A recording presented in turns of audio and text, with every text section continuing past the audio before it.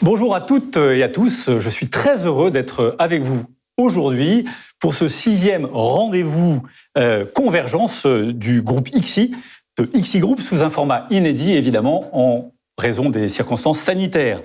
Alors je suis Géraud de Vaublanc, je suis membre du réseau ICSI Plus, en tant qu'expert comme de crise, mais également l'animateur d'un jour de cette table ronde sous le signe de l'économie circulaire.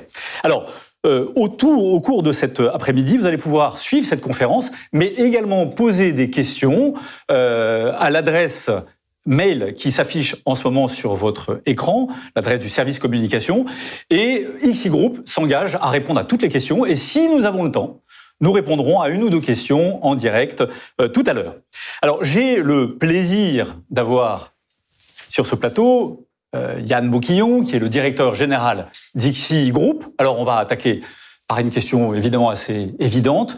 Pourquoi ce thème, Yann, sur l'économie circulaire cette année ?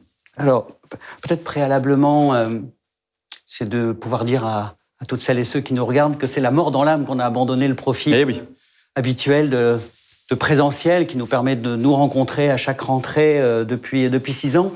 Mais c'est aussi avec beaucoup d'enthousiasme, du coup, et enthousiasme que j'espère nous avons partagé avec vous cet après-midi, beaucoup d'enthousiasme que nous avons attaqué ce thème. Voilà.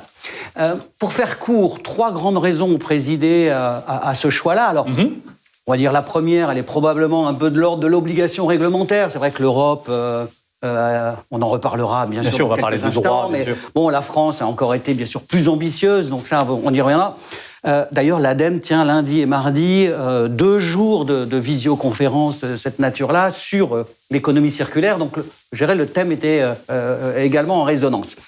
Plus pertinent, je pense, dans les moteurs, c'est qu'aujourd'hui, nos clients, assureurs, notamment la filière construction, s'investit aujourd'hui sur cette idée de l'économie circulaire, beaucoup de réemploi, de recyclage, et que il nous apparaissait légitime qu'un réseau d'experts comme ICSI puisse y répondre, apporter sa contribution, puis d'être en capacité d'accompagner du coup nos clients assureurs. D'accord. Et la troisième raison ? La troisième raison, c'est la plus importante. Au fond, c'est dans chacun des thèmes historiquement que nous avons essayé d'aborder à travers Convergence, on essaie d'avoir une vision d'anticipation, on essaie d'apporter de la pédagogie, de pouvoir accompagner gestionnaires et experts dans la transformation qui est à l'œuvre et que ce soit d'ailleurs peut-être même sur un thème comme ça, même les souscripteurs pour les compagnies d'assurance. Donc, comment former et se former. Et 2020, au fond, nous voulions aussi trouver un thème qui soit assez en phase, en correspondance avec notre raison d'être que nous avions dévoilée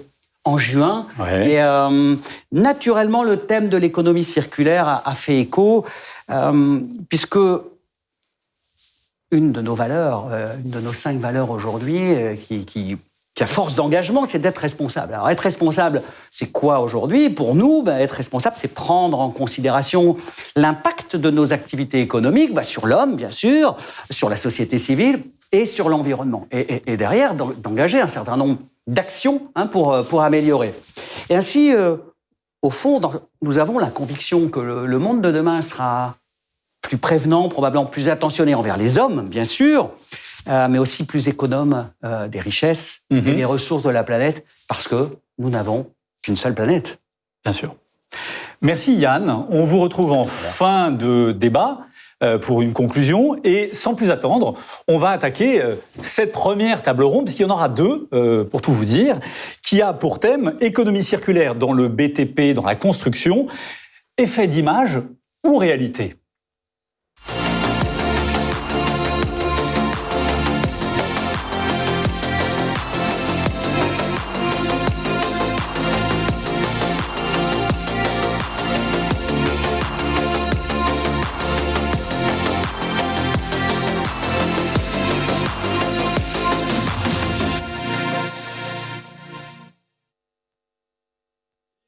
Très heureux de retrouver 4 invités sur ce plateau.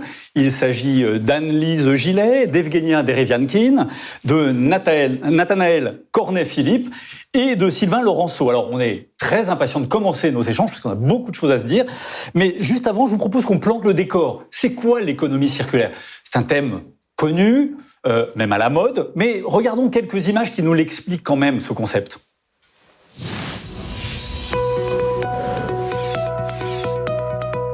Notre économie s'est longtemps développée de manière linéaire. Extraire des ressources, produire, consommer et jeter. Face à l'augmentation toujours plus massive des déchets, nous avons commencé à recycler. Malgré cela, les déchets ont continué à s'accumuler. Nous avons alors développé la prévention des déchets, mieux produire et mieux consommer, pour moins jeter. Mais nous sommes toujours plus nombreux sur Terre, à consommer toujours plus.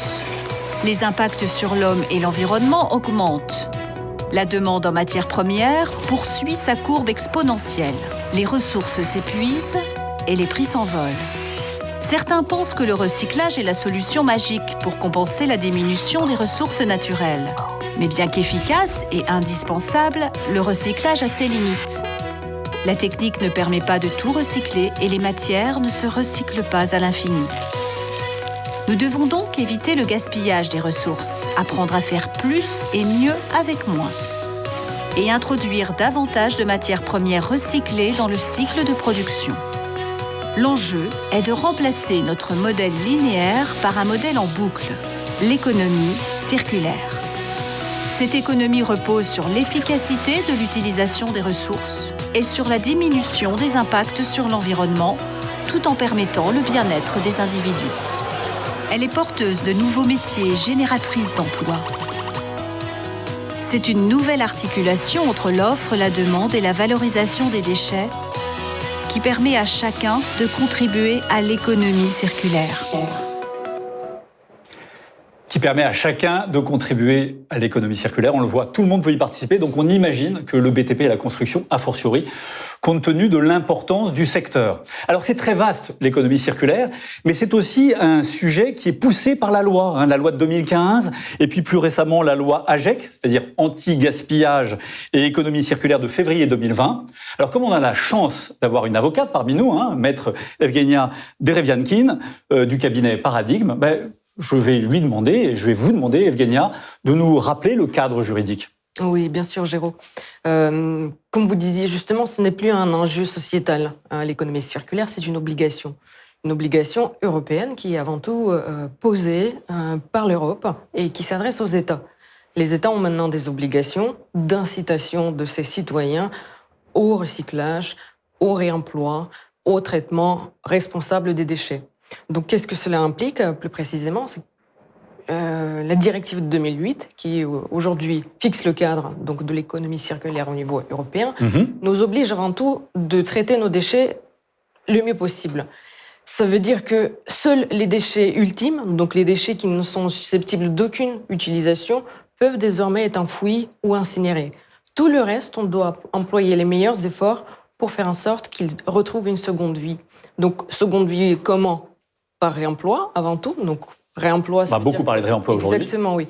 Que l'objet n'est pas un déchet, tout simplement, il est donné par une personne qui n'en a plus une utilité extraordinaire à une autre qui voit une utilité, et ainsi, par le don et par la transmission manuelle, donc on a une nouvelle vie que le produit retrouve. On a aussi ce qu'on appelle le recyclage. Donc, recyclage, c'est la transformation des objets dont on n'a plus besoin, qui ont donc bien le statut de déchets, en produits. Produits professionnels, maîtrisés, qui se sourcent en déchets à la place des matières premières vierges. Donc, on a aussi ce qu'on appelle la valorisation. C'est un tout petit peu différent. Ça veut dire qu'un objet qui est un déchet est employé pour remplacer une matière première vierge, qui n'est pas forcément de la même qualité, mais qui a plus ou moins les mêmes propriétés physiques et chimiques. Et donc, on fait un geste envers la planète en se séparant donc du neuf pour employer le vieux. Et donc, en fin de compte, l'élimination, c'est le dernier recours qui a vocation à disparaître. Donc, ce sont des objectifs, comme je disais, avant tout imposés aux États. Donc, jusqu'à présent, les États devaient faire en sorte que les déchets qu'ils produisent sur leur territoire soient réutilisés.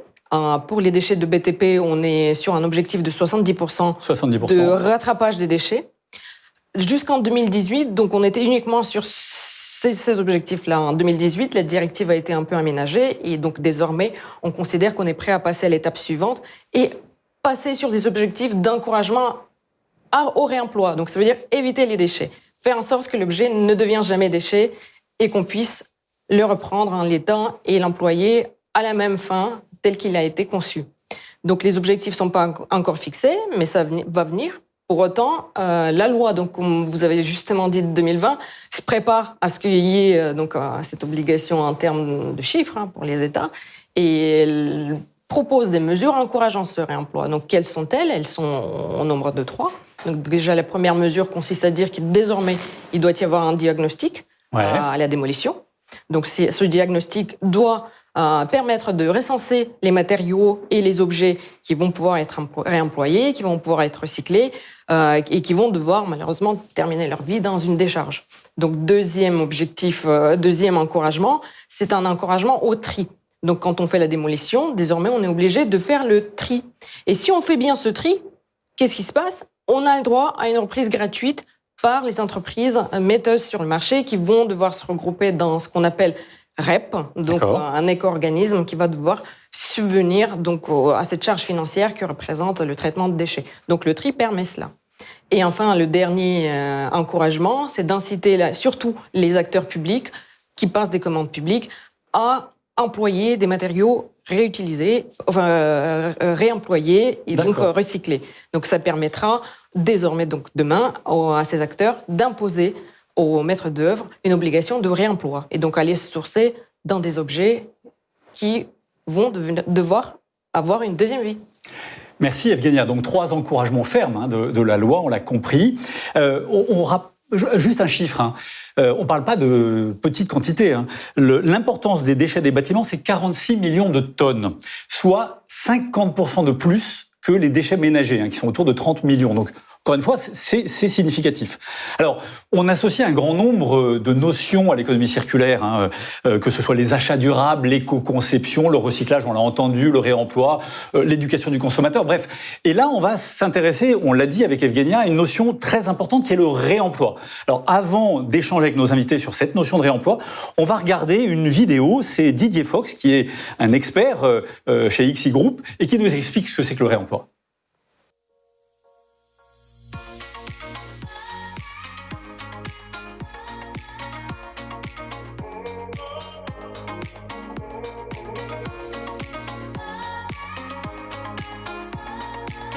La réutilisation des matériaux dans l'expertise IRD a toujours existé.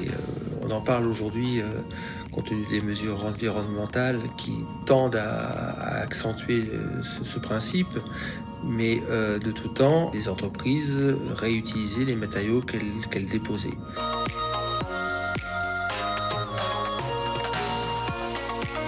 Généralement, ce réemploi des matériaux, comme je l'ai pu l'évoquer, est d'abord de l'initiative de l'artisan. L'artisan a tout intérêt, par exemple, lors de travaux de toiture, une toiture grêlée, de chercher à récupérer les tuiles intactes pour pouvoir les réutiliser dans le cadre de rénovation sur des chantiers extérieurs. On peut avoir la même approche par un parquetteur qui cherchera à récupérer les vieux bois, les vieilles lames d'un parquet pour pouvoir aussi les réutiliser en rénovation. Alors, on l'a entendu, le réemploi, ça n'est pas nouveau, mais il y a un regain d'intérêt. Alors, je me tourne vers vous, Anne-Lise Gillet. Vous êtes responsable construction au sein de la Fédération française des assurances et vous suivez donc particulièrement tous ces sujets-là. Alors, pourquoi le réemploi est encore plus important aujourd'hui ? Pourquoi pas de se concentrer, par exemple, sur le recyclage, qui est peut-être plus facile à comprendre ? Alors écoutez, recyclage, réemploi, comme l'a dit Maître Dereviankine, ce sont 2 modes de traitement aujourd'hui qui sont inscrites dans la directive cadre de 2008 et dans notre droit positif, et qui nous permettent effectivement de valoriser un déchet, un produit.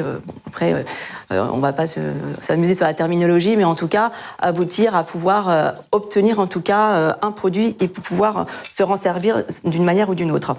La différence, c'est qu'aujourd'hui, le recyclage, il est installé dans notre paysage.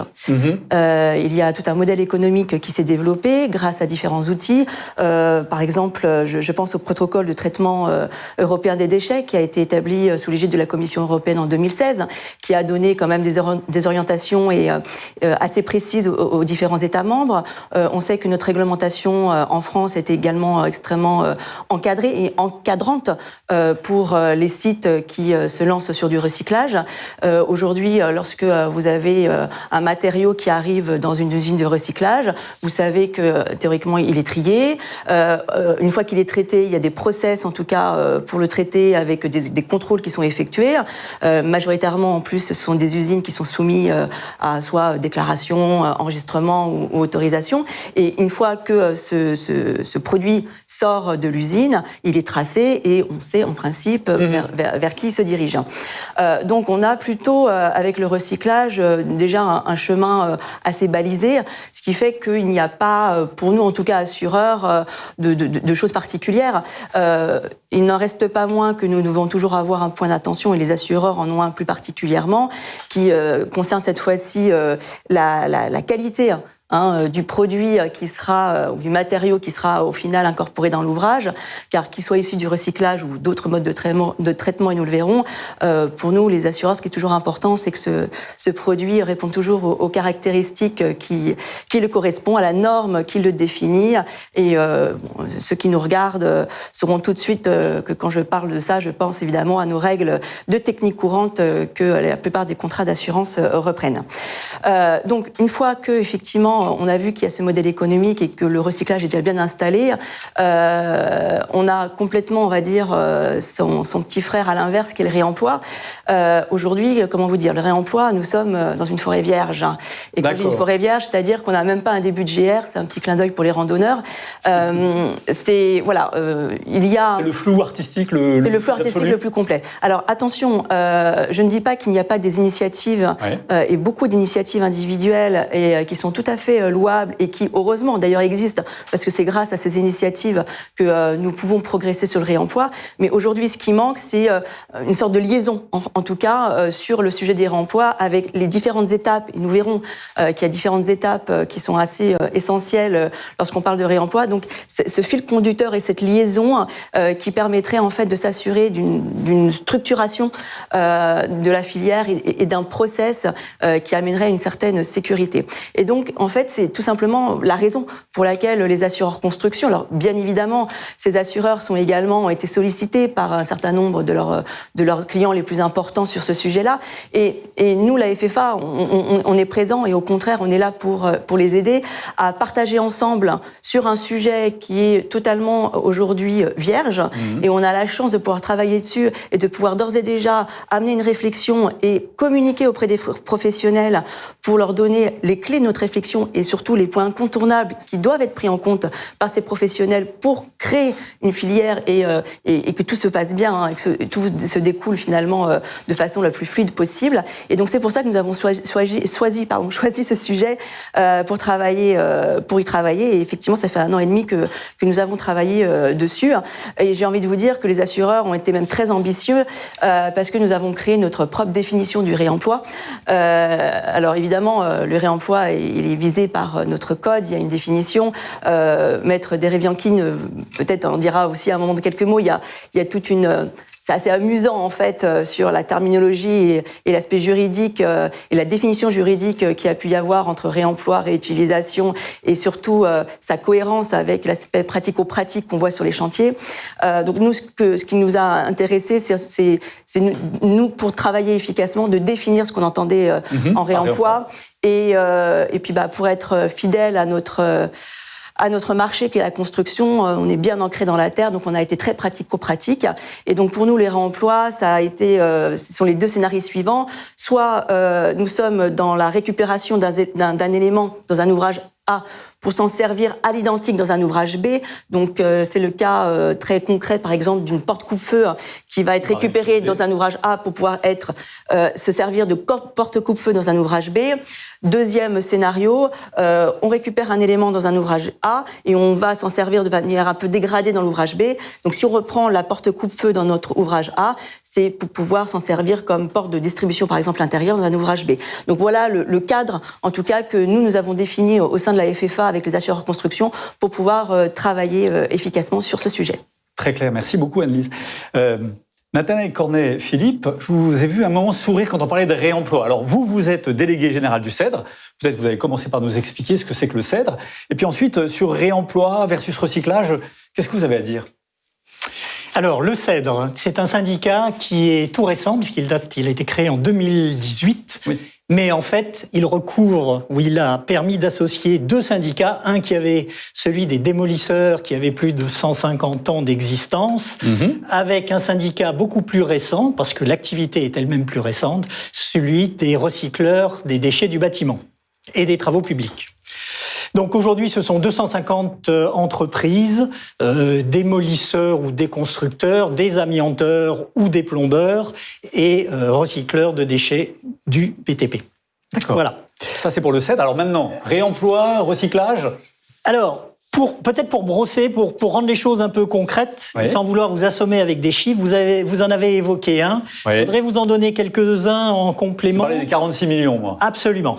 Si on prend l'ensemble des déchets du BTP... Ça va apparaître sur notre écran, on va comprendre et suivre votre raisonnement. Allez-y. Si on prend l'ensemble des déchets du bâtiment, on en a, du BTP, pardon, oui. bâtiment et travaux publics, on en a pour 245 millions de tonnes. D'accord. C'est colossal.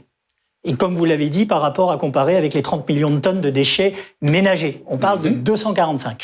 Maintenant, si on fait un focus strictement sur le bâtiment, on considère que les éléments du bâtiment, l'enveloppe bâtiment au sens large, représentent 46 millions de tonnes. Et si on y met les terres qui sont liées au bâtiment, on arrive à peu près à 68 millions de tonnes. D'accord. Maintenant, ce qui est important, comme le savent probablement la plupart des gens qui nous écoutent ou qui nous regardent, c'est qu'on a 3 grandes typologies de déchets et que ces typologies de déchets ne se recyclent pas de la même façon. On a les déchets inertes qui représentent de l'ordre de 75% au sens large, Oui. qui se recyclent globalement très bien, 80-85%. On a des déchets dits non dangereux qui se recyclent plus difficilement et qui sont très hétérogènes dans un grand nombre de familles. Compte à peu près 20 à 25 grandes familles de ce type de déchets, donc 21%. Et là, les taux de recyclage sont extrêmement variables entre les métaux, qui ont une valeur positive et qui se recyclent quasiment à 95%.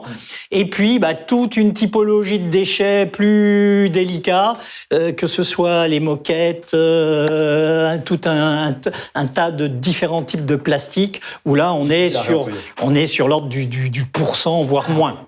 Si peu que ça. Oui, si peu que ça. Donc, on voit que c'est extrêmement hétérogène. D'accord. Et puis, ensuite, en termes de typologie d'activité. Au global, dans le bâtiment, on a un taux de 67% de recyclage des déchets. Donc on n'est pas loin de l'objectif de 70% dont parlait... Absolument, on n'est pas loin du tout de l'objectif. D'accord. Mais évidemment, ce sont surtout des déchets inertes. Et peu les autres typologies de déchets. Dans la démolition, on a beaucoup de déchets inertes, puisque c'est toute l'enveloppe du bâtiment, toute la structure du bâtiment, beaucoup de béton, ça se recycle facilement, et donc en démolition, on est à peu près à 75% de recyclage. Dans la construction, ce sont des chutes de produits, petite quantité, pas toujours facile à organiser, on est de l'ordre de 55% de recyclage au sens large. D'accord. Et quand on rentre dans la réhabilitation, ça concerne de plus en plus de déchets non dangereux, et là, on est sur des taux qui sont très faible. Beaucoup plus faible, puisqu'il y a 35% en moyenne, mais qui recouvre évidemment des pourcentages significatifs et puis des pourcentages pouillèmes. Alors, par rapport à votre question... Oui, recyclage versus réemploi. Recyclage... S'intéresser au réemploi. Voilà. Le réemploi, là encore, de quoi parle-t-on ? Aujourd'hui, ça représente moins de 1% du recyclage des déchets du bâtiment. Moins de 1%. Et pourquoi ? Parce que c'est ce qu'il y a de plus difficile. Alors... Effectivement, dans le cadre de la loi AGEC, le législateur a souhaité favoriser ce réemploi, considéré comme effectivement ce qui permet de garder le maximum de valeur ajoutée au produit, mais ce qui est dans le même temps le plus difficile à recycler. Alors, pourquoi ce réemploi est-il aussi difficile à recycler ? Il y a 3 séries de raisons. La première, la majeure, qui va parler à tout le monde, c'est que généralement, malheureusement, contrairement à l'idée qu'on pourrait en avoir, le réemploi, ça coûte plus cher que d'utiliser du produit naturel. Pourquoi ? Parce que c'est difficile à déconstruire, à récupérer, à collecter, à trier et à garantir derrière en termes de nouvelles applications. Donc c'est général, c'est pas toujours vrai, mais dans la plupart des cas, c'est plus cher. Équation économique pas simple. Équation économique pas simple. D'accord.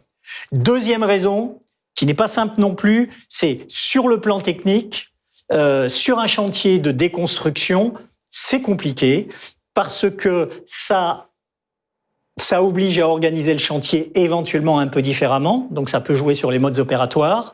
Ça joue sur la logistique du chantier, ça oblige à avoir des zones de stockage. Ça peut jouer dans la temporalité du chantier, ce qui pour le maître d'ouvrage n'est pas forcément une bonne nouvelle. Donc c'est techniquement aussi objectivement contraint. D'accord. Et puis il y a une dernière série de raisons qui n'est pas plus facile et je rebondis sur ce que disait Anne-Lise, qui est que sur le plan juridique, il y a deux grands problèmes. Il y a un problème d'assurabilité. Qui est responsable si quand on utilise un produit recyclé ou un matériau recyclé, s'il y a un problème, sachant que le problème, de temps en temps, il n'est pas évident de savoir d'où il vient. Si en plus, il recouvre un produit qui a utilisé du matériau recyclé, on risque tout de suite de considérer que c'est parce que c'est du recyclé, même si ça n'est pas forcément la raison.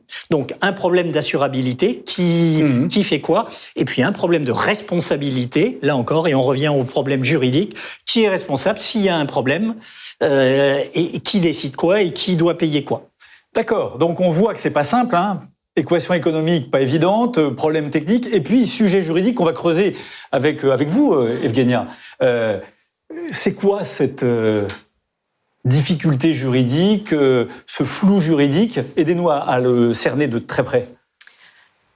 Prenons l'exemple du recyclage. Pourquoi Anne-Lise disait justement, et Nathanaël, que c'est simple ? Parce que le recyclage, c'est prendre un déchet en tant que matière première et le transformer en un produit. Donc, qui s'en occupe ? C'est des professionnels du produit. Donc, il y a un schéma industriel qui a mis en place, il y a des process qualité. La personne qui transforme le déchet est avant tout un professionnel de son produit. Il sait exactement ce qu'il veut obtenir à la fin, donc il est capable de sourcer, capable de sélectionner, capable d'intégrer dans son processus industriel un déchet. Et in fine, garantir que son produit est de qualité attendue par le marché. Qu'est-ce que c'est le réemploi ? C'est un tout petit peu différent. Il faut prendre l'objet en l'état, vérifier qu'il est conforme toujours aux normes. La question sera aussi quelles normes ? Et de le remettre sur le marché. Parce que l'abandon, le mot déchet, c'est une sorte de mort. En fait, en faisant du réemploi, on ressuscite le mort et on dit qu'il est toujours capable d'avoir les mêmes capacités qu'avant. D'accord. Mais le problème, c'est que ça paraît simple, hein, prendre une porte et puis la remettre ailleurs. Mais la question est, la personne qui va prendre la porte et la remettre ailleurs, est-ce qu'elle est capable de garantir que la porte, dont personne ne voulait à un moment puisqu'elle a été abandonnée, est toujours apte à servir en fonction des normes d'aujourd'hui ? Que le ressuscité soit vraiment en bon état. Oui, mais pas les normes d'avant, pas les normes de la porte des années 60, les normes de la porte des années 2020. Est-ce que la personne, et souvent c'est des sociétés d'économie sociale qui s'occupent du réemploi, est-ce qu'elles sont en mesure de garantir, prendre sur elles la responsabilité de cette garantie de mise sur le marché en disant cette vieille porte, elle répond aux conditions et aux exigences des portes de 2020. C'est compliqué. C'est une vraie responsabilité. Parce que c'est vrai qu'in fine, qui est responsable, c'est toujours le maître d'œuvre, puisque c'est lui, in fine, qui fait le choix de prendre un objet neuf, un objet utilisé, un objet réemployé. Mais sauf que derrière, s'il y a un problème, c'est quoi son réflexe ? De se retourner contre celui qui lui a donné le produit.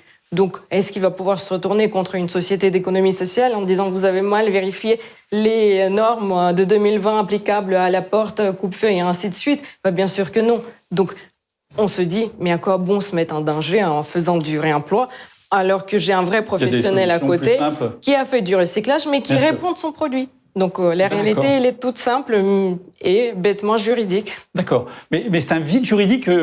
est-ce qu'on peut parler du vide juridique ? Non, on ne peut pas parler de vide juridique sous l'angle, en tout cas, de la loi Spinetta et de la responsabilité décennale. Parce que vous parliez du maître d'œuvre.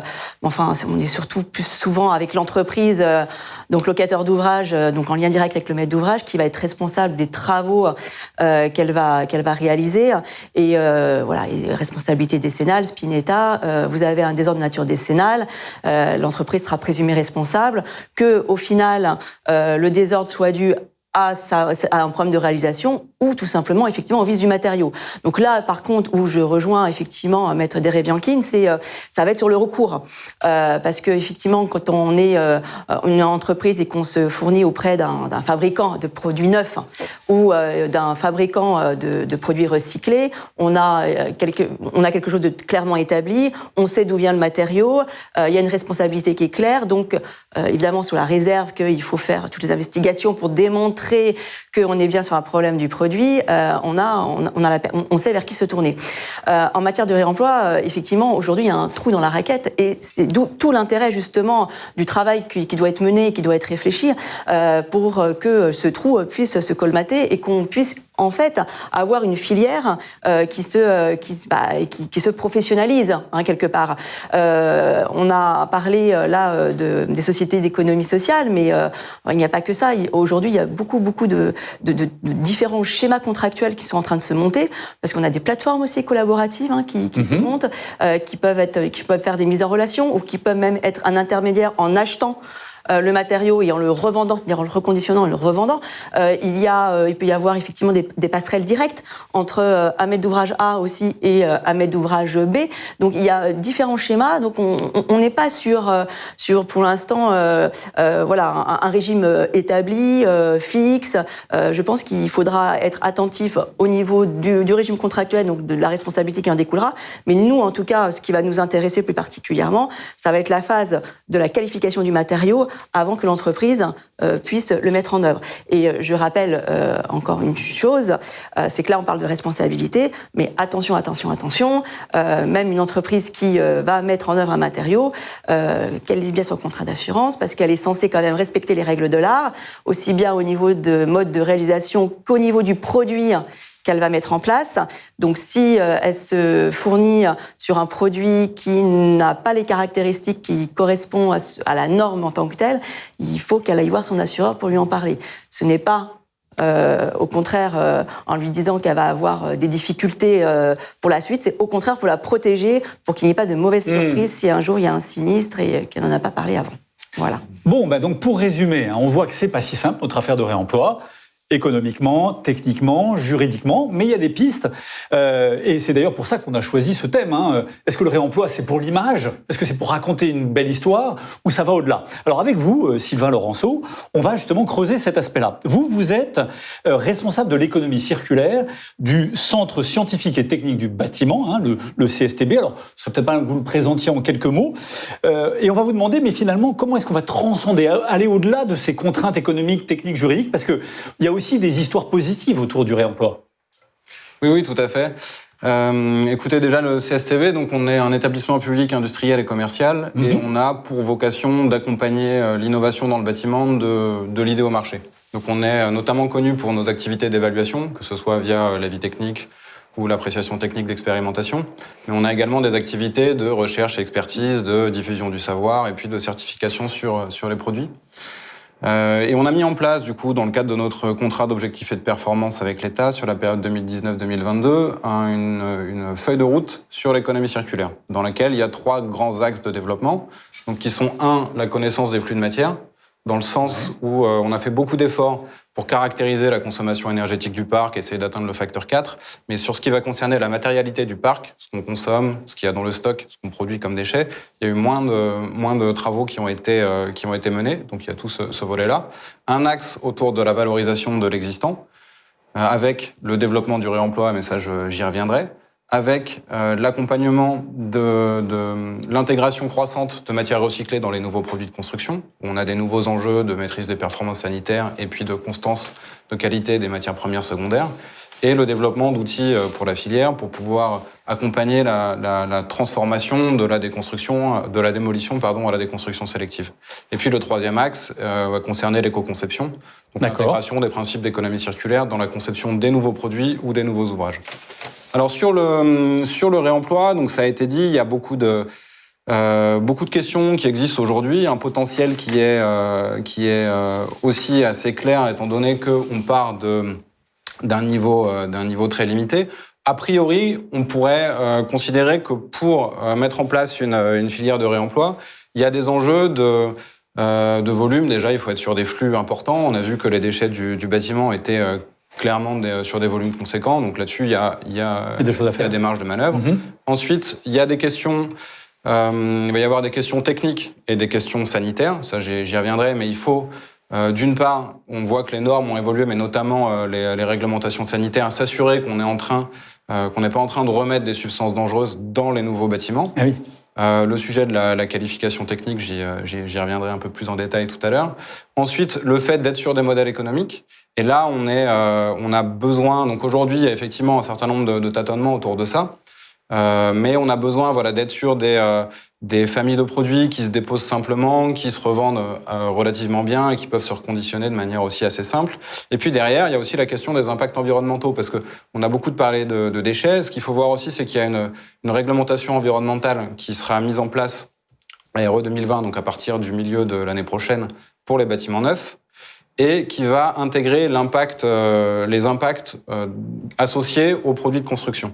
Et donc, des produits de construction qui sont issus du réemploi ont des impacts, notamment des impacts en termes d'émissions de gaz à effet de serre, qui sont réduits, en général, par rapport aux autres. Et du coup, c'est une manière aussi pour un maître d'ouvrage, de faciliter le respect de cette future réglementation. Donc ensuite, dans les leviers qui sont en train de se mettre en place, déjà, clairement, il y a un besoin de travailler sur la demande pour sécuriser, pour donner un peu de visibilité justement sur la demande de produits de réemploi et permettre du coup les investissements nécessaires à la fiabilisation du coup des pratiques. Donc là, via la loi AGEC, via des maîtres d'ouvrage engagés, il y a un certain nombre d'éléments qui se mettent en place.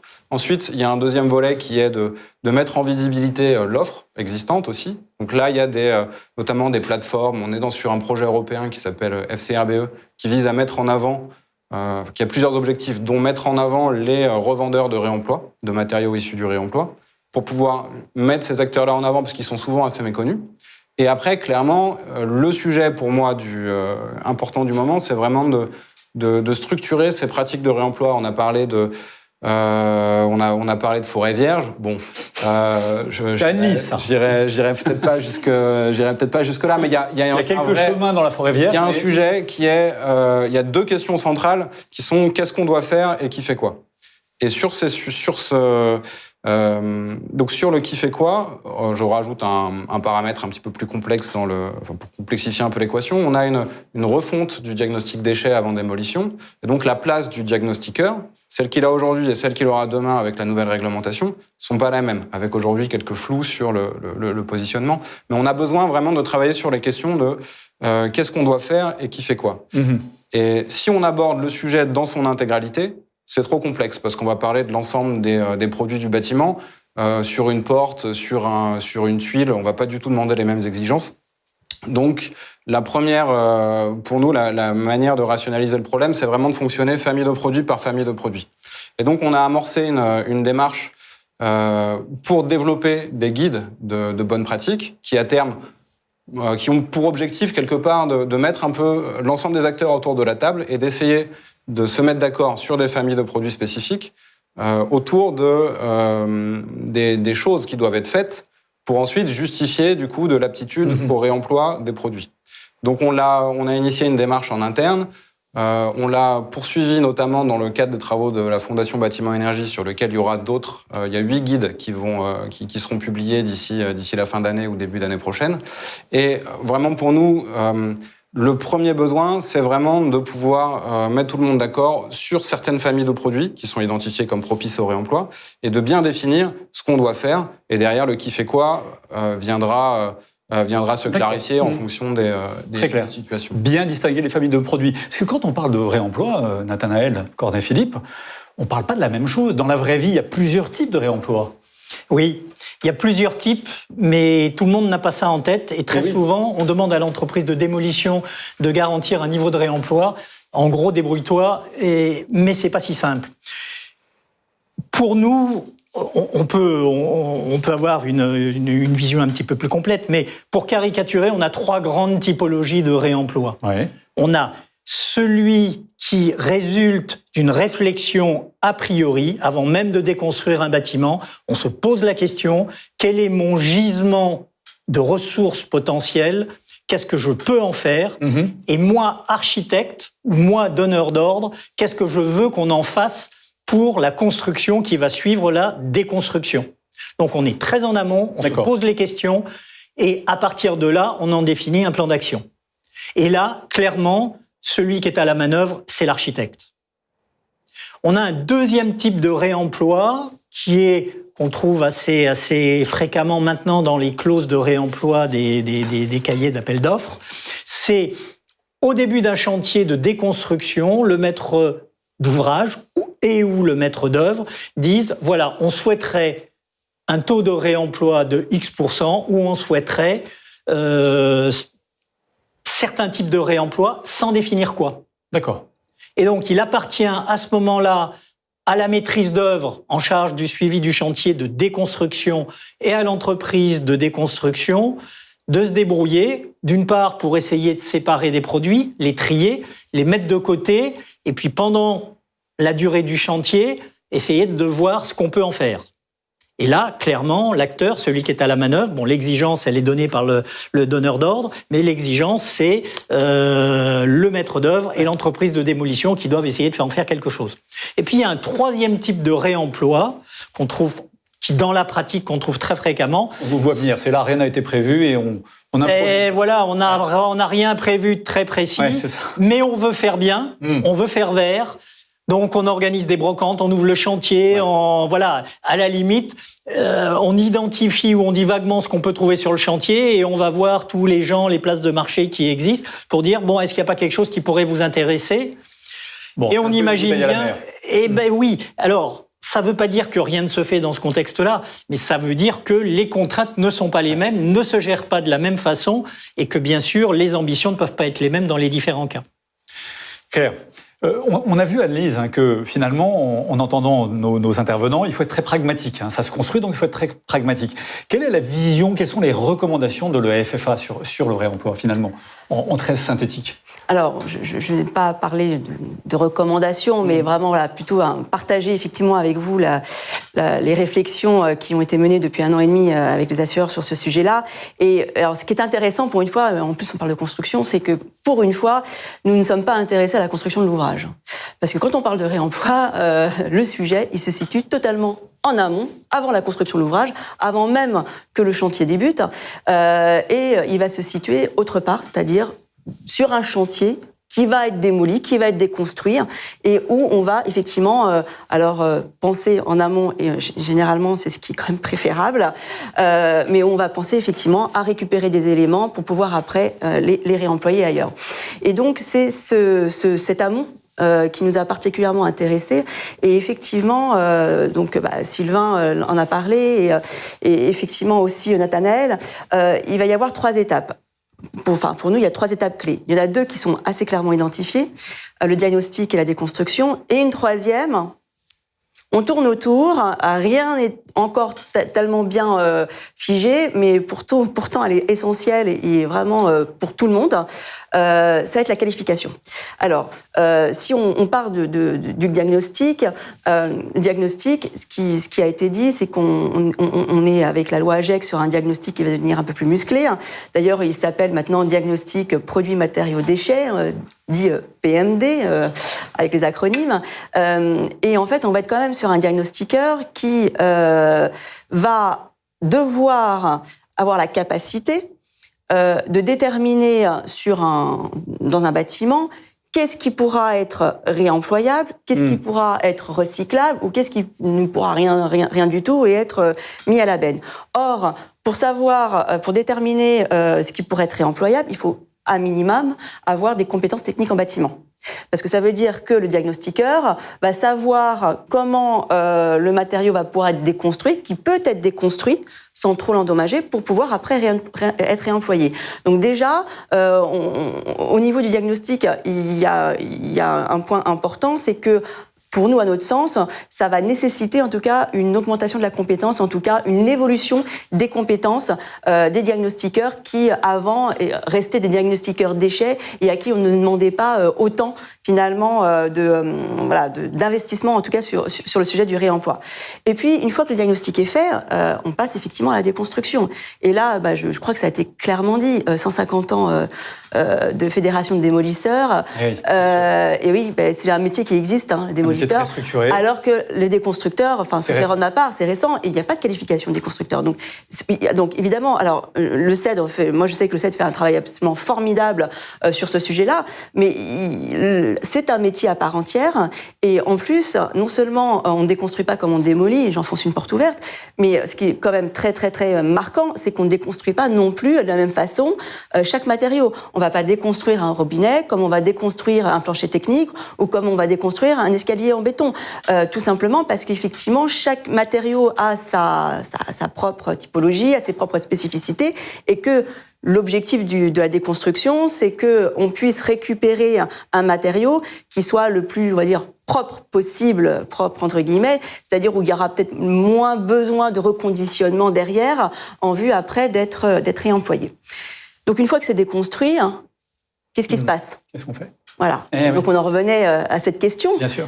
Et là, pour nous, en tout cas au niveau des assureurs, il n'est pas question qu'on passe d'une déconstruction à une réinsertion dans un ouvrage. C'est pas possible. C'est pas possible. Bien sûr. On part sur un élément qui a peut-être déjà 15 ans d'existence et on va exiger de cet élément-là qu'il dure à minimum 10 ans si on pense à la décennale, mais heureusement que les ouvrages, on n'est pas que sur un temps décennal. Un ouvrage, ça a 30, 40, 50 ans. Donc, il faut aussi avoir cette vision qu'on attend quand même de l'élément qui puisse aussi avoir une vie au-delà de la décennale. Donc, moi, je suis assureur construction, je vais parler de la décennale, mais ce qui m'intéresse quand même, c'est aussi l'ouvrage dans son ensemble. Et cette phase de qualification du matériau, aujourd'hui, elle n'existe pas. Et c'est pour ça que... elle n'existe pas. On tatillonne. Voilà, on tatillonne. Et donc, c'est pour ça qu'aujourd'hui, nous, en tout cas, notre force de proposition, et j'écoutais avec beaucoup d'attention les propos de Sylvain, parce que nous souhaitons qu'il y ait un process, nous souhaitons qu'il puisse y avoir un référentiel et des guides partagés par l'ensemble des professionnels. Et j'ai envie de dire, allons au-delà même. Des guides, c'est très bien, mais... allons jusqu'aux règles professionnelles. L'étape, la marche n'est pas très loin. Si des guides sont déjà partagés par l'ensemble des professionnels sur le sujet des réemplois, allons sur des règles professionnelles qui, pour nous, en termes d'assurance, simplifieront beaucoup de choses, et pour tout le monde. Voilà. Donc la qualification est vraiment un élément essentiel. Alors, la qualification est très importante, mais le point de départ, on l'a dit, c'est le diagnostic. Alors, avec vous, Nathanaël, je voudrais qu'on évoque ce débat qu'on a eu pour préparer ces tables rondes. La philosophie, c'est quoi ? C'est de partir d'un diagnostic déchet et d'arriver, alors qu'on n'y est pas encore, à ce qu'on appellerait un diagnostic ressources. Éclairez-nous là-dessus, parce que c'est pas que des mots, hein. Ça n'est certainement pas que des mots, et vous avez raison dans la philosophie d'ensemble. Maintenant, le point de départ, c'est qu'il faut voir que le diagnostic déchets, réglementairement, est obligatoire pour les démolitions de plus de 1000 m² depuis mars 2012. Le constat fait par tout le monde, que ce soit les pouvoirs publics ou les professionnels, c'est que environ 5 à 10% des chantiers soumis à diagnostic déchets le réalisent réellement. Ah oui. Donc, nous avons depuis 8 ans une réglementation qui n'est pas appliquée. Pourquoi n'est-elle pas appliquée ? C'est là la question de fond. Parce que de faire un diagnostic, ça coûte un peu d'argent, et que... Non, pardon. Le premier point, c'est peut-être qu'un certain nombre de maîtres d'ouvrage ne sont pas au courant, ou n'étaient pas au courant. Ça devient de plus en plus difficile de ne plus être au courant de cette obligation. Qu'ils se branchent sur e-convergence. Voilà. Le deuxième élément, c'est que ça coûte un peu d'argent, et c'est probablement l'élément central, et que la valeur perçue de ce diagnostic pour les maîtres d'ouvrage qui doivent payer n'est pas suffisante pour justifier d'ajouter un coût à leur opération de démolition.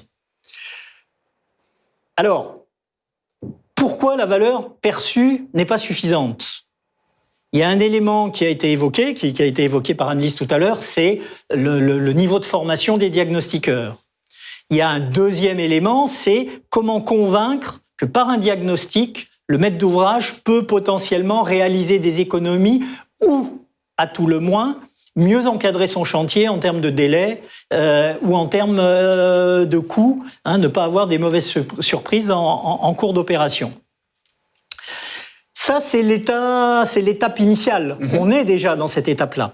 La volonté du législateur, c'est effectivement de faire un diagnostic ressources qui, à partir de ce diagnostic déchets développé, puisse aller au-delà de ce qui est fait, c'est-à-dire définir les typologies de matériaux existants dans le bâtiment, définir les quantités, identifier les filières possibles, voire, mais c'était vraiment très timide, effectivement, on commençait à parler dans le cadre des filières d'un peu de réemploi, mais c'était très peu développé. Et dans un diagnostic ressources, certains sont faits déjà aujourd'hui, mais ils viennent en complément, c'est un prolongement du diagnostic déchets, c'est d'approfondir tout ça pour avoir engager une véritable discussion ou aider le maître d'ouvrage à avoir une véritable compréhension de ces enjeux déchets sur sa démolition, de façon à ce qu'il puisse se déterminer derrière pour savoir ce qu'il veut en faire et quels sont les objectifs qu'il assigne à sa maîtrise d'œuvre et à ses entreprises prestataires.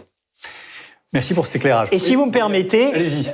Le diagnostic produits matériaux déchets ou produits matériaux de construction du bâtiment, donc PMD ou PMCB, c'est la terminologie retenue dans le cadre de la loi AGEC, et on est un peu entre les deux. C'est-à-dire il y a une ambition d'aller vers le diagnostic ressources, on sait qu'on n'y est pas encore, donc on a renforcé le diagnostic déchets existant.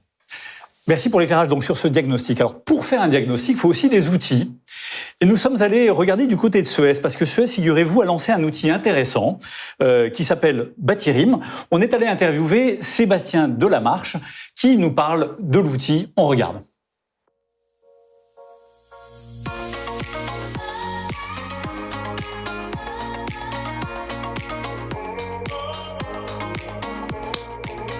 Voilà, moi je m'appelle Sébastien Delamarche et je suis en charge chez Suez du marché construction et déconstruction pour l'ensemble des pays où travaille Suez. Et mon métier en fait est de pousser les nouvelles propositions et des nouvelles offres sur ces segments de marché.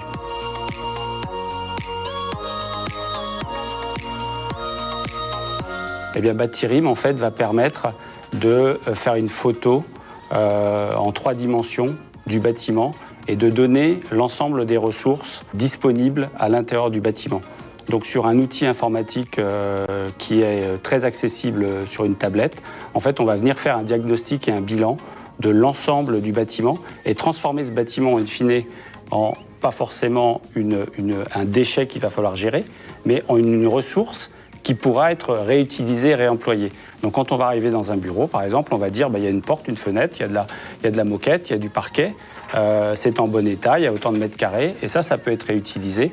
Et ça, c'est renvoyé, ça vient alimenter une énorme base de données que l'on partage avec des associations et des entreprises qui sont spécialisées dans le réemploi et qui vont pouvoir réutiliser l'ensemble de ces matériaux et qui vont pouvoir les commercialiser. Et ils ont accès en fait à une banque de données importante. Et c'est ça qui alimente au départ la déconstruction sélective. Alors pour votre information, on est allé interviewer M. Delamarche et l'intégralité de son intervention est disponible sur le site internet de XI Group. Alors Sylvain, une réaction ?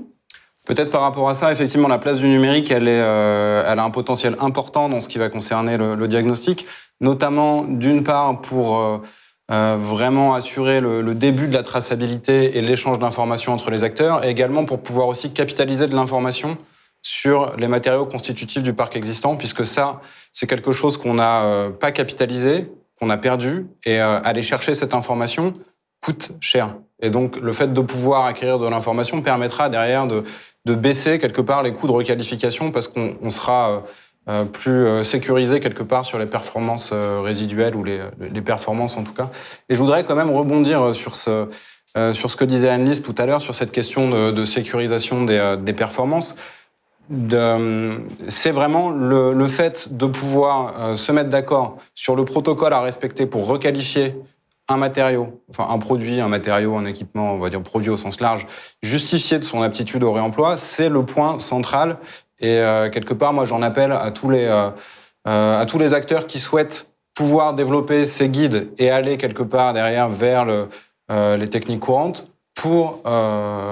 J'appelle tous ces acteurs à venir travailler avec nous autour de ces sujets et de ces enjeux. Et moi, je me permettrai de réagir. Donc, et effectivement, et c'est vrai que c'est un point également sur la distinction des types de matériaux qui n'a pas été abordé, mais dans nos travaux, en tout cas, aux côtés de la FFA, parce qu'on a également une vision économique du marché, et nous, notre recommandation, voilà, si on peut appeler ça une recommandation, c'était plutôt, d'un point de vue assurantiel, de partir plus particulièrement sur des matériaux, pour nous, de seconde œuvre, à exigence performantielle moindre. Pourquoi ? Parce que on a imaginé que, justement, pour faire cette qualification, les tests seraient certainement moins coûteux, moins compliqués à faire, et que, du coup, il y aurait certainement une meilleure réponse économique dans un premier temps pour pouvoir, tout simplement, se lancer sur du réemploi.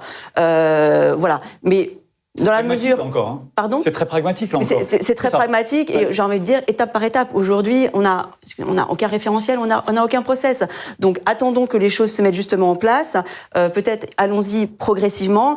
Il faut que l'assurance se suive, et l'assurance a besoin aussi d'avoir quand même des éléments clés de sécurité. Et il faut aussi que les maîtres d'ouvrage suivent. Et il faut qu'il y ait en face un attrait également économique. Donc, voilà, il faut que tout ça se mélange correctement pour pouvoir, après, je pense, monter tranquillement en puissance. Message bien entendu. Alors, on va arriver bientôt au terme de cette première table ronde, mais pour terminer sur une note très concrète et positive, Sylvain, on a vu qu'il y avait des contraintes. Un ou deux exemples, une ou deux success stories de réemploi déjà vécues? Alors écoutez, je vais même vous en donner 3, mais très rapidement. Alors rapidement. Dans le mode, en gros, autour du réemploi, on a aujourd'hui 2 schémas. Un schéma qui passe par un tiers-lieu de requalification et un schéma qui passe du chantier au chantier.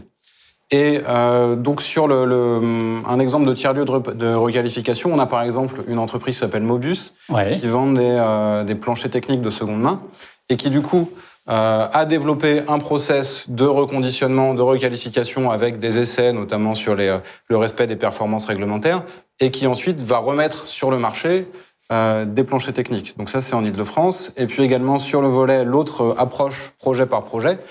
2 exemples qui me semblent pertinents. Le premier, c'est la Halle Colombelle à Caen, où on a eu un projet de requalification avec une volonté d'intégration de matériaux issus du réemploi qui est allé assez loin.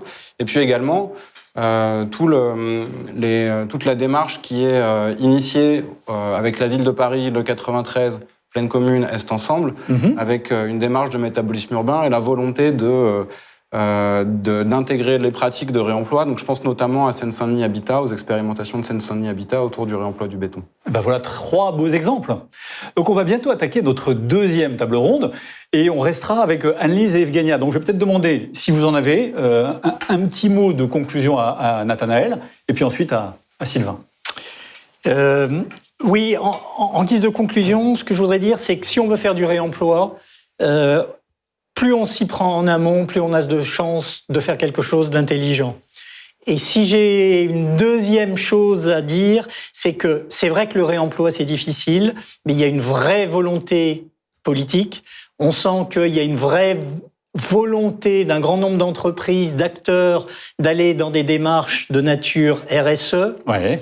La loi AGEC va donner des financements par le fonds de réemploi, et donc tout ce qui est encore très timide aujourd'hui va de toute manière se développer. C'est le sens de l'histoire. C'est le sens de l'histoire.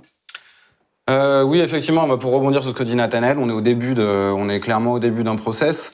Voilà, moi, ce qui me semble vraiment important aujourd'hui, c'est de mettre un peu tout le monde d'accord autour du process de requalification pour justifier du coup de l'aptitude au réemploi. Et puis, derrière, de travailler du coup sur la réduction des modes de preuve par l'amélioration des connaissances. Et enfin, le troisième point, c'est tout le volet éco-conception. Le fait, aujourd'hui, dans la conception et dans la mise sur le marché des nouveaux produits, d'intégrer l'allongement du cycle et l'optimisation de la fin de vie, et de pouvoir, derrière, plus facilement rentrer dans les prochaines boucles d'économie circulaire. Merci pour ces 2 mots de conclusion. Sylvain, Nathanaël, à très bientôt. On vous retrouve. On va attaquer notre deuxième table ronde. Le temps d'un petit jingle pour que nos 2 autres invités se mettent en place.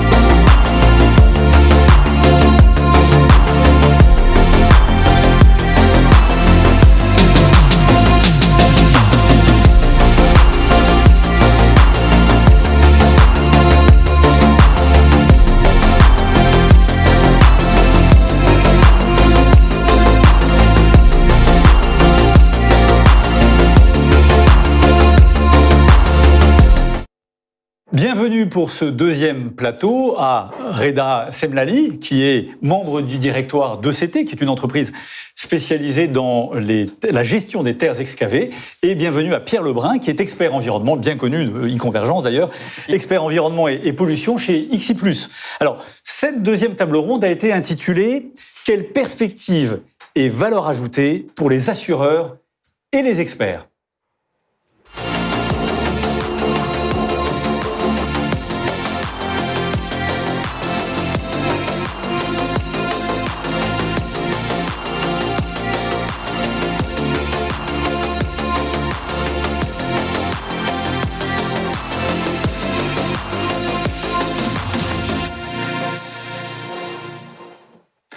Dans cette première table ronde, on avait posé les enjeux juridiques, économiques, techniques.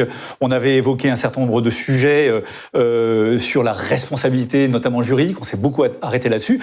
Dans cette deuxième table ronde, on va parler du rôle des acteurs, évoquer les recommandations de la FFA avec Anne-Lise, parler d'expertise après sinistre. Mais pour commencer, je vous propose de vous emmener à La Courneuve pour un reportage très très intéressant en excellente compagnie.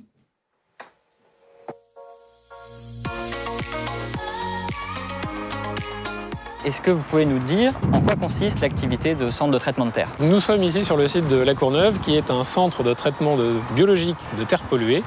Donc nous recevons des terres qui sont polluées principalement avec des hydrocarbures, que nous traitons avec des bactéries. Et une fois que ces terres sont dépolluées, elles sont réutilisées sur nos différents sites pour différents aménagements. Nous sommes sur le département de la Seine-Saint-Denis, qui représente à peu près 50 à 60% des terres qui viennent sur le centre de traitement de terres polluées de La Courneuve. Mais nous recevons également des terres polluées provenant de l'ensemble de la région parisienne. Le site est une installation classée pour la protection de l'environnement, donc une ICPE, et nous sommes soumis à autorisation.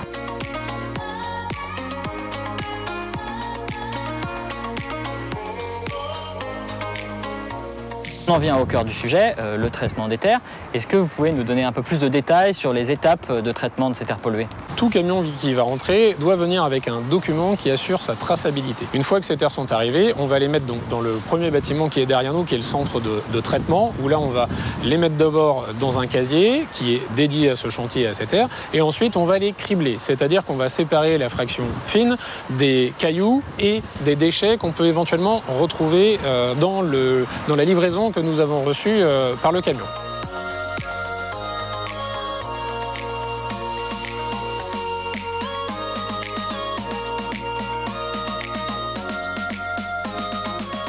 Une fois que cette opération a été faite, on va donc passer dans le deuxième bâtiment qui est juste derrière nous, qu'on appelle donc la zone de traitement. Et là, en fait, on va traiter les terres polluées aux hydrocarbures en fonction d'analyses que nous aurons faites au préalable. Une fois que nous atterrissons sur des niveaux de concentration qui sont inférieurs au seuil réglementaire, nous pouvons considérer que les terres ont été dépolluées et que nous pouvons donc les sortir du bâtiment et les réutiliser sur nos différents projets d'aménagement.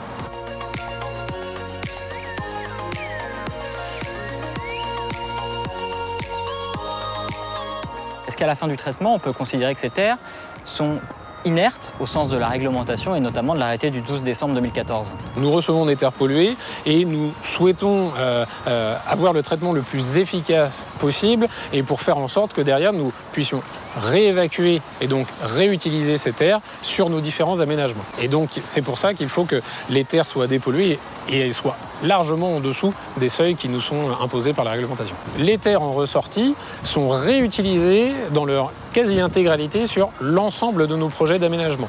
Que ce soit un projet d'aménagement pour faire un parc solaire, par exemple, que ce soit un autre projet d'aménagement sur notre site de Villeneuve-Saint-Martin pour faire un projet de land art, à partir du moment où nous nous assurons en sortie du biocentre que les analyses chimiques sont compatibles avec l'un de ces trois projets de réutilisation ou l'un de ces trois projets de réaménagement, nous sommes conformes et donc nous pouvons y aller.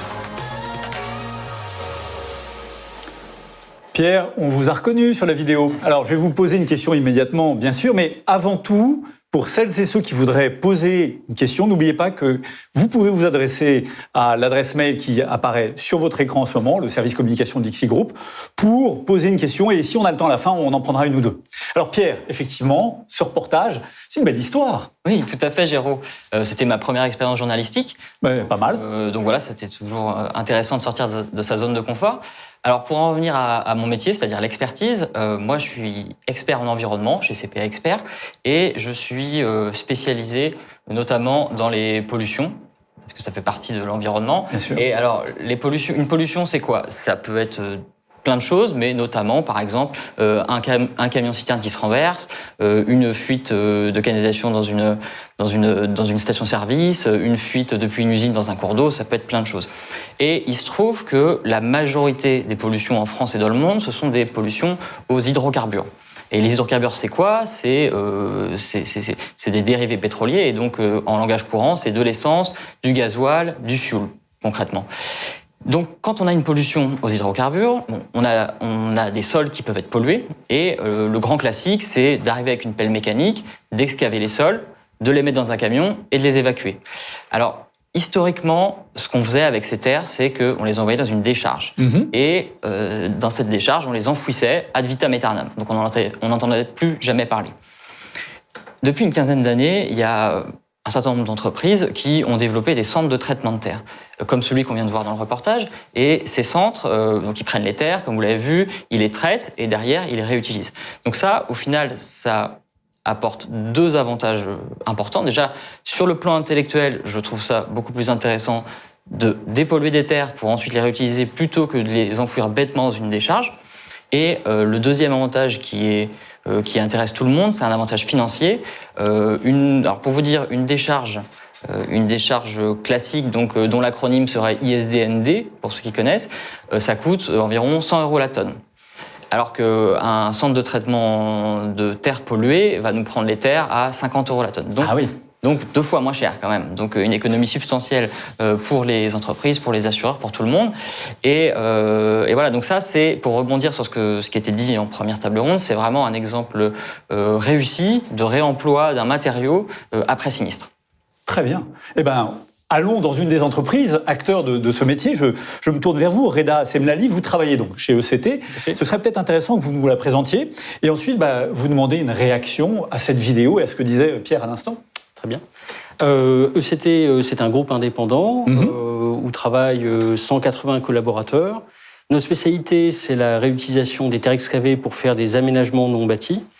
Ça peut être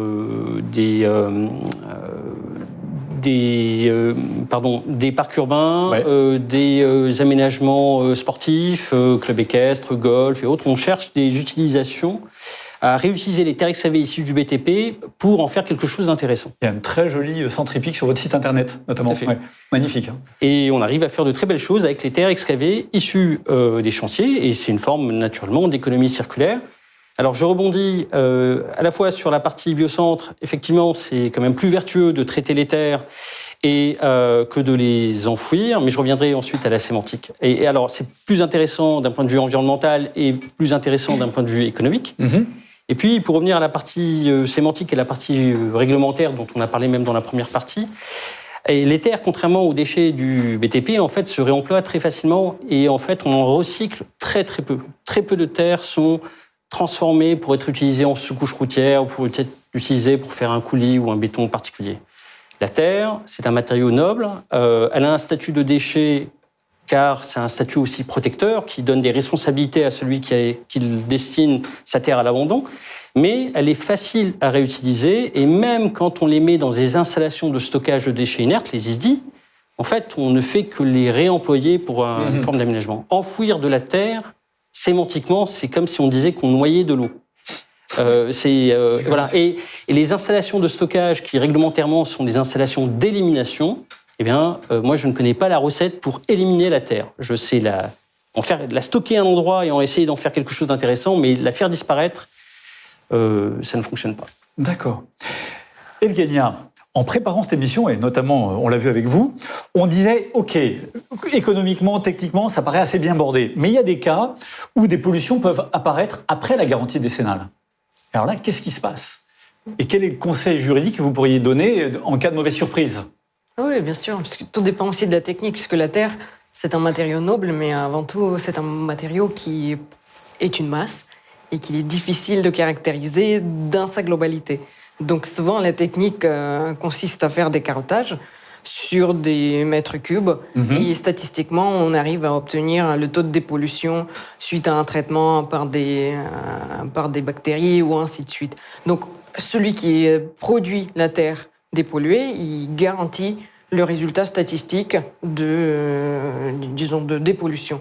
Sauf qu'il se peut qu'il y ait, parmi ces carottages qui ont été faits, il se peut qu'il y ait eu une concentration de pollution qui est passée inaperçue. Vous voyez. Donc, c'est vrai qu'il y a eu des dérives, hein, c'est une évidence. Donc, le législateur s'est penché sur la question et il s'est demandé comment faire. Donc, c'est vrai que c'est un sujet assez délicat, puisque oui, la terre, on en a besoin. Il y a beaucoup de projets d'aménagement. On ne va pas l'éliminer, bien évidemment, puisque c'est pas l'objectif non plus. Et éliminer une terre, c'est prendre une place qui est utile pour des déchets ménagers ou ainsi de suite. Donc, comment faire? Et bien, la réponse a été d'instaurer une traçabilité forte. Ça veut dire que désormais, les terres restent sous le statut de déchet protecteur, mais c'est un statut qui oblige à ce que chaque intervenant, que ce soit l'entreprise de terrassement, l'entreprise de traitement ou celui qui effectue le remblayage et l'aménagement, garde la mémoire d'où ça vient, qu'est-ce qui a été placé, à quel endroit, qu'est-ce qui a été produit comme document à tel ou tel moment. Et la loi est allée même plus loin. Maintenant, ces informations doivent aussi être transmises quasiment en temps réel à l'administration. Donc, c'est pas encore d'actualité, mais en janvier 2021, ça se passera comme ça. C'est pour éviter justement la déperdition de la mémoire si jamais l'entreprise n'existe plus et n'est plus présente sur la place. Donc, on gardera néanmoins une trace et la trace permettra de remonter éventuellement à un mauvais joueur qui a fait les choses autrement que ce qui a été prévu. Mais tout cela aussi, c'est une profession, avant tout. C'est très professionnalisé. Il y a des guides qui permettent de se repérer, de savoir quel type de carottage, quel type d'analyse, comment faire au mieux pour ne rien louper. Donc, c'est des professionnels. Ils suivent les règles qu'ils ont mis en place. Et normalement, aujourd'hui, on est censé arriver à un système d'autorégulation par les professionnels du métier. D'accord. Anne-Lise, depuis le début de cette table ronde, et même pour la première, on a vu qu'il y avait beaucoup d'acteurs en interaction. Alors, quelle est la vision de la FFA sur la coordination des acteurs, et notamment, bien sûr, les assureurs et les experts ? Écoutez, je pense que la coordination assureur-expert, c'est une évidence en soi. On ne voit pas comment, en tout cas en tant qu'assureur, on peut gérer efficacement un sinistre si on n'a pas une équipe qui converge sur la meilleure façon de traiter un dossier sinistre. Alors, quand je parle d'équipe, effectivement, c'est souvent assureur-expert, en espérant que le dossier reste amiable, mais ça peut être aussi évidemment avec l'avocat lorsque le dossier est judiciaire. Mais il y a également une autre personne qui est extrêmement importante, ça va être l'assuré. Parce qu'on ne peut pas avancer efficacement sur un dossier, surtout lorsqu'on parle de réparation, si également l'assuré qu'on représente n'est pas en phase, en tout cas, avec la stratégie et les méthodes réparatoires qu'on va proposer. Donc pour moi, en fait, la coordination expert-assureur, j'ai pas de doute. J'ai pas de doute. Elle existe, elle existera toujours. Et heureusement, parce que je vois pas comment on pourrait sinon avancer efficacement. J'ai plus de réserve, en fait, je pense, et cette réserve, elle vient plus de l'extérieur sur tout simplement la fiabilité de ce qu'on nous propose. Là, on voit effectivement le sujet des terres, on voit que c'est complètement bordé, c'est tracé, c'est sécurisé. Donc bon, je pense qu'effectivement, une entreprise validée, enfin, l'expert n'est pas concepteur, n'est pas préconisateur, mais bon, il a un rôle quand même de conseil technique. Rassurera, en tout cas, il sera lui-même rassuré et il pourra effectivement proposer à l'assureur de partir sur ce type de mode réparatoire. Mais on a encore beaucoup de sujets, notamment sur on voit bien que le réemploi est émergent, même si on parle de recyclage, il manque encore cette fiabilité parfaite, en tout cas, de se dire qu'on va réparer avec quelque chose qui a déjà été utilisé. Et tant qu'on n'aura pas cette fiabilité sur la qualité du matériau, ce sera effectivement difficile d'avancer, à mon sens. Voilà. Et puis, il y a un deuxième acteur qui est extrêmement important, c'est le maître d'ouvrage. Voilà. On ne peut pas réparer si le maître d'ouvrage ne souhaite pas qu'on le répare avec un mode réparatoire qui va qui va et comment dire, et de façon absolument pas juste, pouvoir considérer comme dégradé.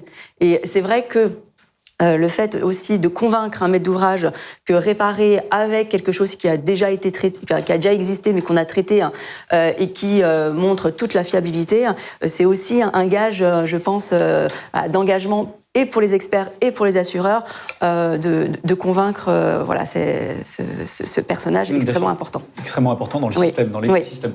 Une petite réaction de l'expert Oui, une petite réaction de l'expert, pourquoi pas. Oui, donc moi, pour revenir sur ce que disait Annelise, la relation expert-assureur, elle est naturelle, puisque voilà, c'est des relations quotidiennes entre assureurs et experts.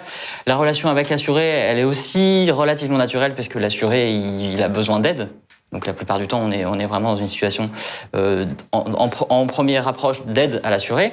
Et alors, pour revenir sur le sujet, une des missions qui nous est assignée en tant qu'expert, notamment en RC, c'est d'indemniser au plus juste et d'optimiser les coûts.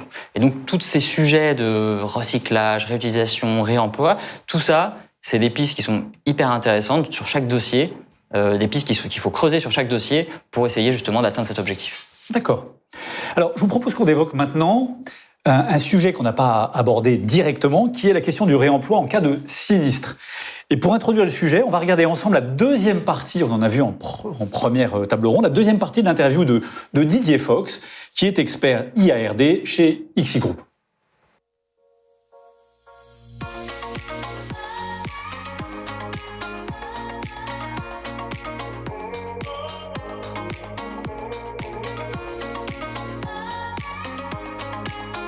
De ma propre initiative, j'ai effectivement été à imaginer le réemploi des matériaux dans le cadre de l'incendie d'un hangar agricole, structure métallique, couverture métallique, où plutôt que de purement et simplement le faire démolir, j'ai eu une approche de réemploi des matériaux en faisant appel à une société qui a démoli le bâtiment, trié les matériaux et extrait les parties métalliques pour pouvoir les recycler. Par contre, plutôt que le réemploi des matériaux en matière d'IRD, on va être plus fréquemment confronté à la mise en place de mesures conservatoires.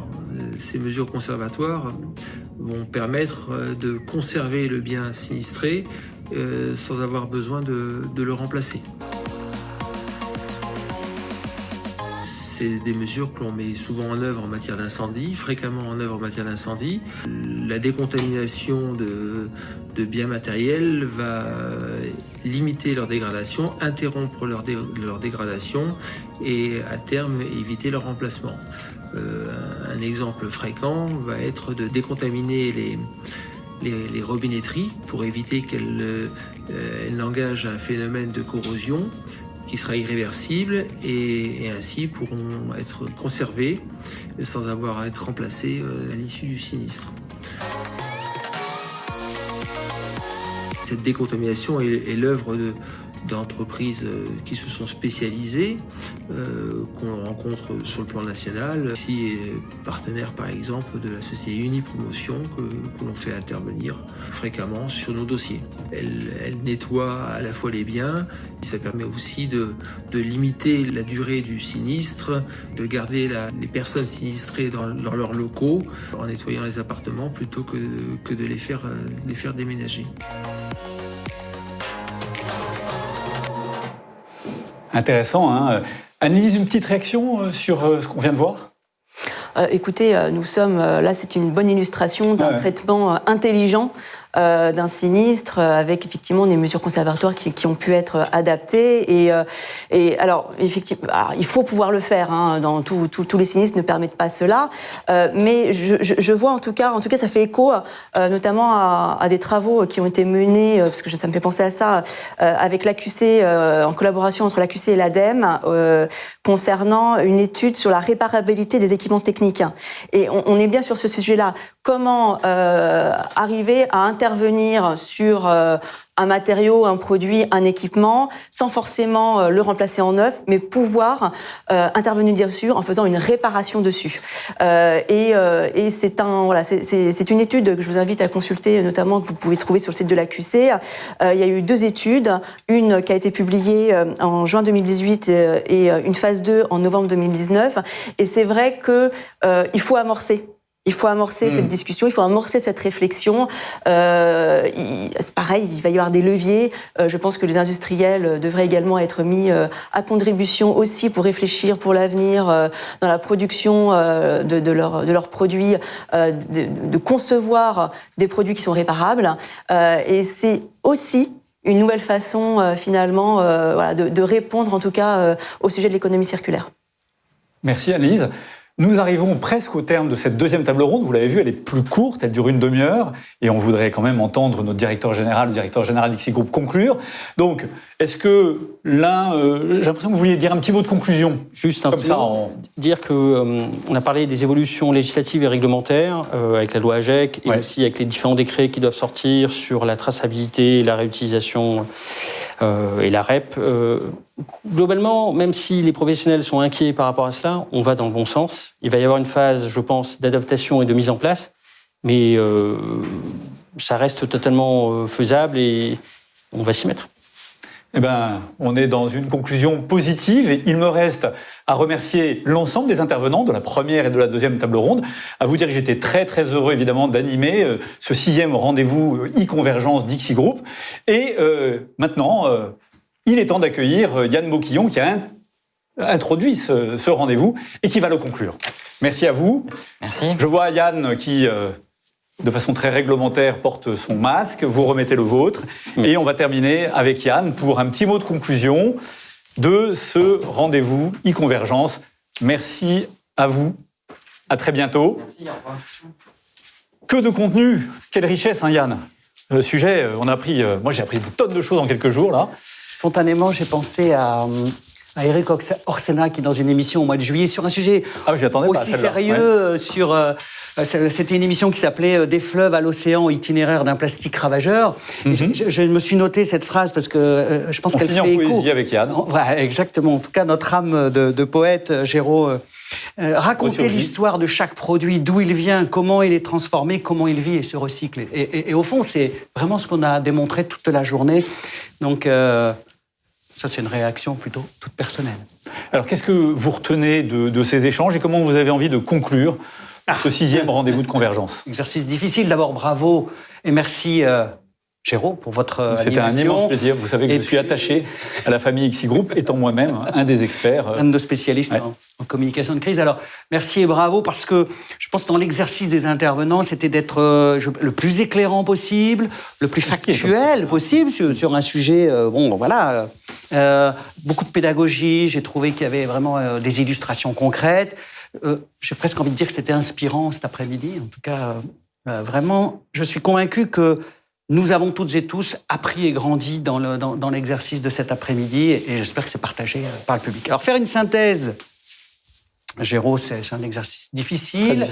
Je vais essayer de sortir peut-être 3 thématiques en conclusion, avec une perspective pour l'avenir. Mais la première, c'est qu'il y a un enjeu, ce que je comprends, et dans les discours, dans les échanges, que ce soit dans les préparations ou là, on l'a bien entendu, il y a l'enjeu de structurer la filière maintenant et de l'orienter vers un réemploi. D'accord ?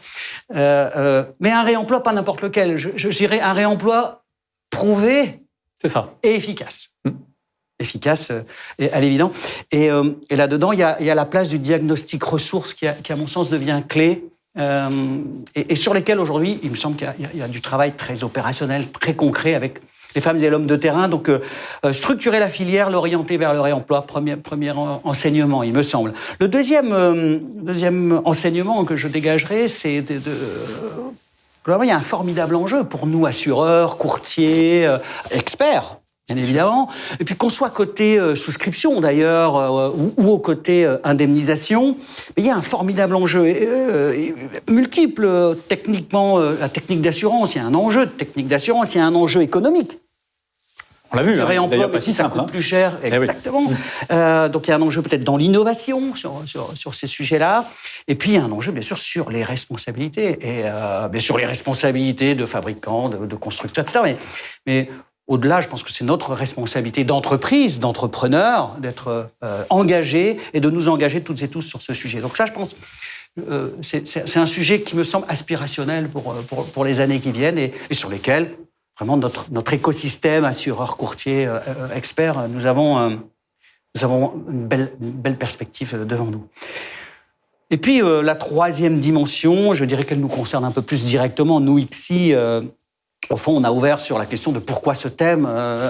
Ouvrons sur globalement ce qui sera une des dimensions de la transformation de nos métiers. D'abord, il faut bien sûr continuer de monter en compétences pour être en capacité d'aborder ces sujets-là. Permettre notamment toute l'analyse de la chaîne de responsabilité. C'est bien ce qu'on attend de l'expert, et de rechercher causes et circonstances d'un sinistre ou d'un désordre.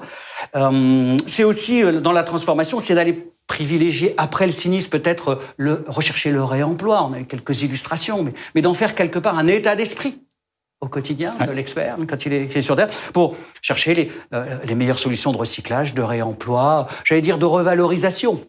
De l'ensemble des matériaux du bâtiment. Donc au fond, ça ne fait que renforcer sa mission de solutionner chaque sinistre. Et on va y ajouter quelque part un côté un petit peu réenchanteur aussi dans le métier de l'expert et du coup dans le métier de l'expertise. Et puis on représente aussi les compagnies d'assurance. Donc derrière, nous pensons que c'est valorisant pour tout le monde. Plus ambitieux, peut-être sur une étape plus loin. Je crois aussi que c'est un changement intéressant avec... je dirais un gisement ascensionnel de potentialité pour l'expert, qui peut aussi apporter toute sa compétence, toute son expérience dans la partie prévention et conseil, je pense, notamment, où on doit retrouver, encore une fois, les femmes et les hommes du réseau ICSI comme des apporteurs de solutions. Donc, pour le groupe, vraiment, en conclusion, notre engagement aujourd'hui, c'est réenchanter l'expertise. Et je pense que c'est un sujet qui va passionner nos équipes et nos confrères. On espère les entraîner sur ces sujets-là. L'enjeu aussi, c'est accompagner nos experts sur leur parcours de formation. Encore une fois, la montée en compétences sur ces thématiques-là, sur le plan technique, sur le plan aussi psychologique, parce que moi, non, je veux un matériau neuf, moi, je veux pas de réemploi. Il y a sûrement à travailler de l'argumentation, tout un état d'esprit de l'expert.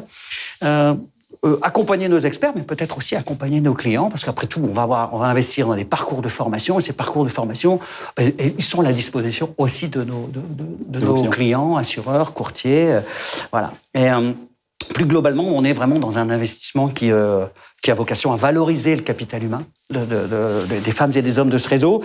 Et c'est une volonté d'investissement. Bien sûr, il y a la raison d'être, mais je pense que l'actualité très récente doit nous stimuler, doit nous aiguillonner sur le fait qu'il faut repenser nos modèles économiques. Oui, être toutes et tous responsables, je pense que ce serait une très très belle conclusion.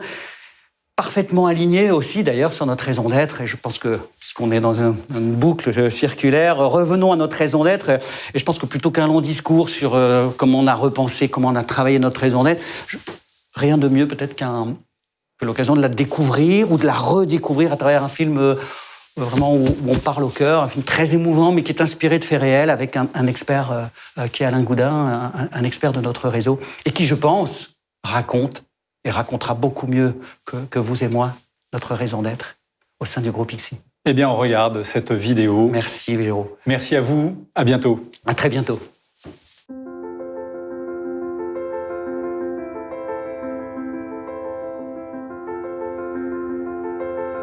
Dans le fond, nous sommes humains. Des vies qui se rencontrent. Parfois au croisement d'une épreuve qui nous fragilise et durant laquelle nous sommes déstabilisés, vulnérables, durant laquelle nous attendons sur le seuil de la porte un espoir. Toutes ces vies sont ancrées dans une dure réalité, à travers des chiffres, une heure de rendez-vous, une référence sinistre, un numéro de rue, des mesures, des estimations. Mais derrière ces numéros, ce sont des sinistrés que je rencontre.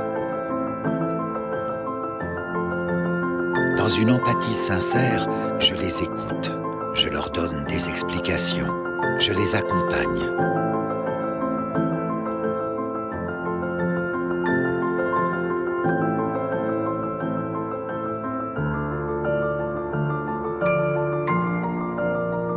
Sans compter le temps qui passe, bien que le temps me soit compté.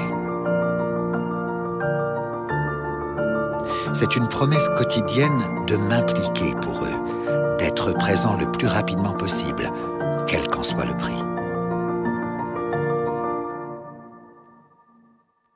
Je suis le visage qui aide à tourner la page, la voix qui les rassure, les conseille.